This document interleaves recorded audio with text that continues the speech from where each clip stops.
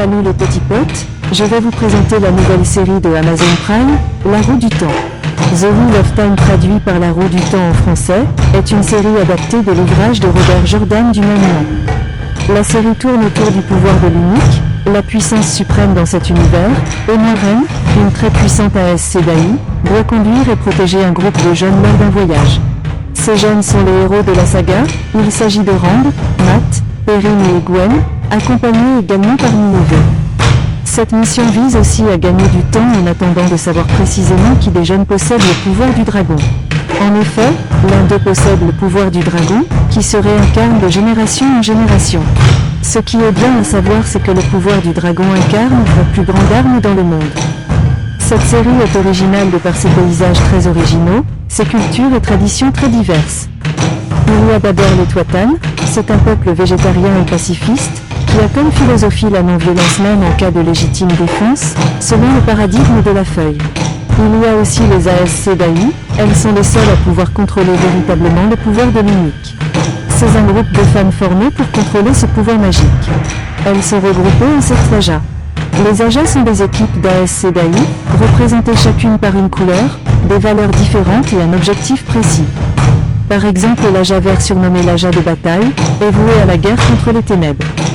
Le bleu est voué à la justice et au bien commun, la plupart des Aes Sedai de cet Aja conseillent les seigneurs et les reines. Les marrons sont les gardiennes du passé, elles sont vouées à la préservation du savoir. Le blanc, de véritables philosophes, cet Aja est voué à la logique et à la raison. C'est le plus petit en termes de membres. C'est également l'Aja qui se coupe le plus du monde extérieur. L'Aja jaune est dédié à la guérison. L'Aja rouge. Les membres de l'Aja rouge traquent et mettent hors d'état de nuire les personnes qui font un usage néfaste de la force de l'Unique, en particulier les mâles. Enfin le gris, l'Aja gris est voué à la politique et à la médiation. De grands artisans de la paix, leur vœu est que leurs sœurs Aes Sedai atteignent l'harmonie. Les Aes Sedai sont accompagnés par des champions, de valeureux hommes formés au combat aux armes. Il peut s'agir d'un ou de plusieurs selon l'Aja auquel appartient l'Aes Sedai. Leur chef suprême se nomme la chair d'Amirlin. Elle est censée être la plus puissante des Aes Sedai. La chair d'Amirlin présente appartenait à l'Aja bleu, mais elle doit renier son appartenance à l'Aja bleu, et prendre des décisions de façon objective. Autre chose qu'elle doit renier encore, son pays, son village et même sa famille. Au niveau des pays, on ne sait pas grand-chose encore, si ce n'est qu'il s'agit de plusieurs royaumes dirigés soit par une reine, soit un roi. Nos héros proviennent d'un petit village nommé Deux-Rivières, qui appartient au royaume d'Andorre. La reine se nomme Morgase Trakan. Il y a aussi le royaume du Malkiel. Le royaume du Chiener qui pour roi le seigneur Agelmar, Jagad. L'une des cités de ce royaume, Faldara, était le lieu de la dernière bataille dans l'épisode 8. À la fin de la première saison, on voit apparaître un nouveau royaume, le Shinshan. La Tour Blanche, siège des Aes Sedai, se trouve dans la ville de Tervalon. Au niveau des antagonismes, il y a le ténébreux tout en haut de la chaîne des méchants, ses serviteurs sont de Blafar et Myrddraal. Ce sont des monstres sans yeux, toujours recouverts d'une cape qui cache leur tête. Ils dirigent chacun un millier de Trollocs, des monstres affreux. Ils sont un croisement entre un phacochère et un ours, ils font tous une taille de plus que la moyenne des humains, donc cela leur donne un avantage certain dans les batailles.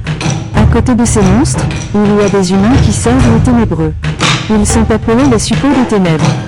Le plus connu jusqu'à présent est Padanfen. Il y a aussi les fils de lumière, dont leur objectif est de servir la lumière. Ils usent de tous les moyens pour atteindre leur objectif, lutter contre les forces du mal, et amener la lumière partout où il y a les ténèbres. Ils détestent les Aes Sedai, qu'ils considèrent comme appartenant aux ténèbres. Parce qu'elle utilise la force de l'Unique, qui, lui-même, est considéré par les fils de la lumière comme appartenant aux ténèbres. Pour en venir à la roue du temps elle-même, on ne sait pas grand-chose là encore, il peut s'agir d'un appareil géant, ou simplement de l'expression du destin, formulée sous l'appellation « la roue du temps ». Dans la conception des personnages, la roue du temps n'a pas vraiment de but précis, elle fait naître des héros nommés dragons. Ils possèdent le pouvoir de contrôler une grande quantité du pouvoir de l'Unique, faisant de lui l'être le plus puissant du monde. Ce dernier, selon ses choix, sera amené soit à s'allier au mal et lui servir, soit au bien. Le mal est nommé le ténébreux. Dans le concept de roue du temps, il y a aussi l'idée que le monde est un perpétuel recommencement, et la roue du temps favorise cet état de fait. Elle fait naître des héros autour duquel ils tissent la destinée de l'humanité. À ce propos, il y a une chose essentielle à comprendre, il s'agit de la destruction du monde. Cette histoire revient très souvent dans la bouche des personnages de la série. Cette histoire résume parfaitement la trame de la série. La destruction du monde a été occasionnée lors de l'âge des héros, il y a 3000 ans. Lorsque le ténébreux a corrompu la partie mâle de la force de l'unique, nommée le Saïdine. Ce qui fera passer l'humanité de l'âge des légendes au troisième âge, période à laquelle se déroule le récit de la série La Roue du Temps. Donc ce qui s'est passé lors de l'âge des héros. Il y a 3000 ans, Luz Térin Telamon, le dernier dragon et ses combattants Aes Sedai, ont enfermé le ténébreux. Mais avant qu'il ne soit véritablement mis hors d'état de nuire, le ténébreux lança un dernier sort. Il empoisonna la partie masculine de la force de l'unique, le Saïdine, donc tous les Aes Sedai masculins dont Luz Térin, devint fou. Il assassina sa femme, ses enfants, ses amis, et les gardes de sa cour. Oui, il était roi. Tous périrent, le ténébreux retira le sort sur Luz Térin afin que ce dernier constate ses crimes. Mais Luz Térin ne fut pas le seul concerné, car tous les hommes qui utilisaient la force de l'unique en tant qu'Aes Sedai ont été atteints par ce sort. Donc devint tous fous. Ainsi, commença une série de massacres qui mena à la destruction du monde. Il se manifesta par une période de violence sanglante du fait que tous les hommes Aes Sedai de la planète devinrent fous dès qu'ils commençaient à canaliser la force de l'unique. Ce qui mena à la destruction du monde. La face du monde changea. Et l'humanité était en phase d'extinction. Toute la civilisation fut anéantie, les quelques survivants vécurent péniblement. Car la civilisation humaine recula de 1000 ans. Depuis cette période, les Aes Sedai femelles traquent les utilisateurs de la force de l'unique, afin de les mettre hors d'état de nuire. Une autre personne qu'elles traquent également, sont les faux dragons, c'est-à-dire les personnes capables de canaliser la force de l'unique, mais qui ne sont pas en âge d'être les vrais dragons.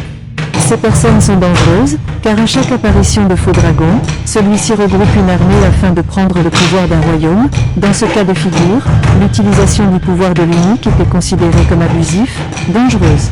Le dernier faux dragon fut le Ganadlar, et il a attaqué le royaume du Géaldan et converti à sa cause le roi du Géaldan et tous ses soldats.